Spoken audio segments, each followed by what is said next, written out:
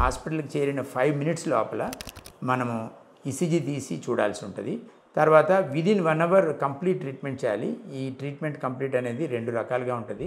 ఒకటి ఏంటంటే thrombolytic therapy. చాలాసార్లు మనకి ఇది ఒకటే సాధ్యం కావచ్చు పేషెంట్కి.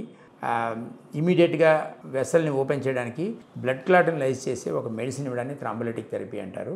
అయితే చాలా కేసెస్లో దీని ఇబ్బందులు దీనికి ఉన్నాయి. అది ప్రతి కేసులోని సక్సెస్ కాకపోవచ్చు. సో క్యాథ్ ల్యాబ్ అవైలబిలిటీ ఉండి, డాక్టర్ అవైలబిలిటీ ఉండి ఇమీడియట్గా ఆర్గనైజ్ చేయగలిగితే ఇమీడియట్ యాంజియోప్లాస్టీ వల్ల చాలా బెనిఫిట్ ఉంటుంది. సో వేరెవర్ పాసిబుల్ యాంజియోప్లాస్టీ ఇమీడియట్గా చేయడం కానీ లేదా థ్రాంబోలైటిక్ థెరపీ ఇవ్వడం కానీ ఈ రెండిట్లో ఏదో ఒకటి చేయాలి.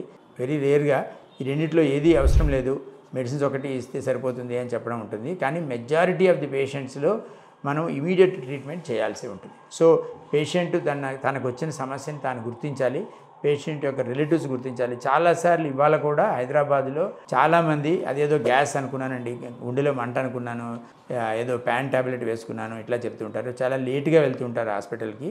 అప్పటికే చాలా హార్ట్లో డ్యామేజ్ కలగచ్చు. ఇమీడియట్గా ప్రాణాపాయం లేకపోయినా చాలాసార్లు ఆ డ్యామేజ్ వల్ల లేటర్ స్టేజెస్లో హార్ట్ ఎరిథ్మియాస్ కానీ హార్ట్ ఫెయిల్యూర్ కానీ సంభవించవచ్చు. సో నేను చెప్పేది ఏంటంటే హార్ట్ అటాక్ వచ్చినట్టు గుర్తించడం చాలా చాలా అవసరం. మనము చాలాసేపు వెయిట్ చేయడం అనేది చాలా పొరపాటు. ఇమ్మీడియట్గా హాస్పిటల్కి వెళ్ళడం అనేది చాలా ముఖ్యం. Thank you.